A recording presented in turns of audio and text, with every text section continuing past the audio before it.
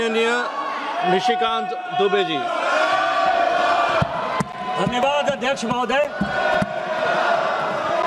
मैं सर्बानंद सोनवाल जी और तेजस्वी सूर्या जी द्वारा समर्थित राष्ट्रपति के अभिभाषण प्रस्ताव के समर्थन में खड़ा हुआ।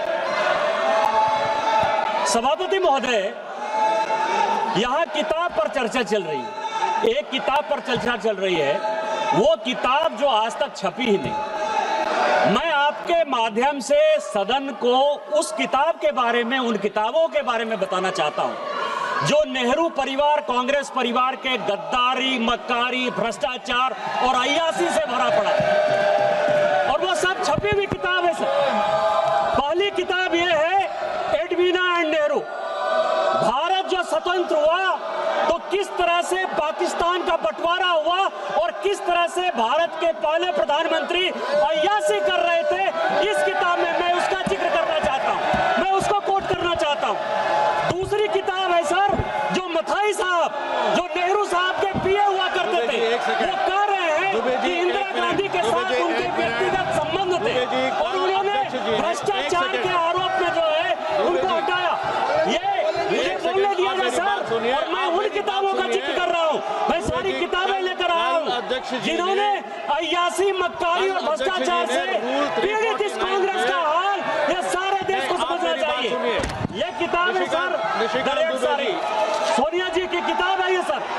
किस तरह से उन्होंने भ्रष्टाचार के आधार पर, किस तरह से भ्रष्टाचार के आधार पर इस सरकार को चलाया और 10 साल तक जो है किस तरह से करप्शन किया। ये इंदिरा जी का किताब है सर।